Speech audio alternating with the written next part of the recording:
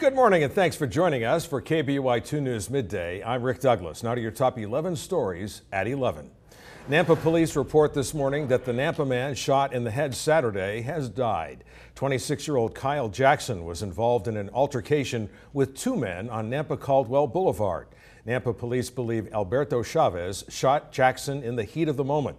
Chavez and two others, Robert Johnson and Luis Castillo Rodriguez, are being held at the Ada County Jail after a high-speed chase with police Sunday. Charges are pending. Buyers are making a comeback on Wall Street. The Dow soared more than 380 points in the minutes after today's opening bell as China attempted to revive its slumping economy. The rebound comes after yesterday's sell-off where the Dow closed down nearly 600 points. Today, it seemed investors were happy that China's central bank slashed interest rates, an emergency action aimed at calming financial markets and boosting economic growth. The Aussies and Kiwis have arrived. Fire crews from Australia and New Zealand are set for orientation today and tomorrow to get familiar with American procedures before fanning out to fight fires in eastern Washington.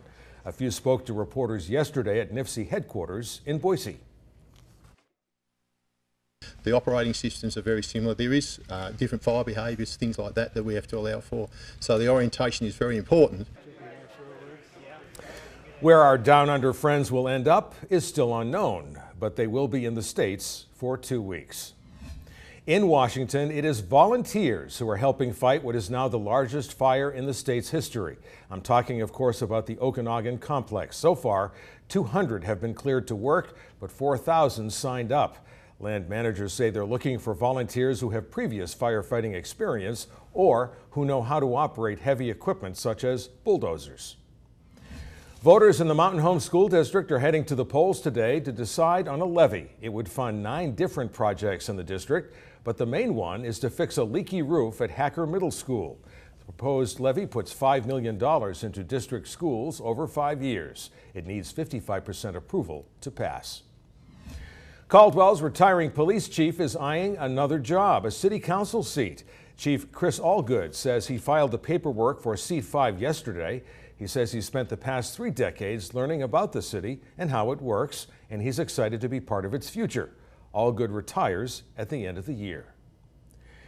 Managers of Boise's airport are crowing about their latest addition. It is the maintenance hangar operated by SkyWest. It is big, 135,000 square feet. The city spent some $20 million to build it, and SkyWest is leasing it. Eventually, about 100 people will work there. The barbs over immigration continue between Republican rivals Jeb Bush and billionaire Donald Trump.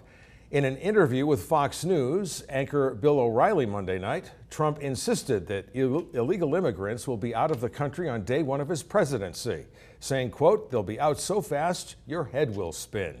We have to get them out, and some of these people are causing tremendous problems. All you have to do is look at the crime wave.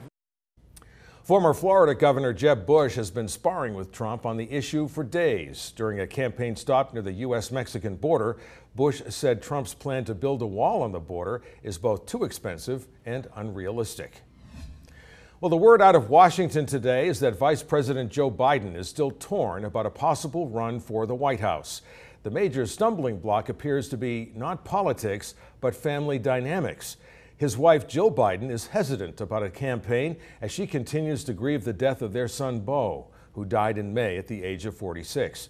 The vice president is also waiting to see how Hillary Clinton weathers the storm over her emails as Secretary of State.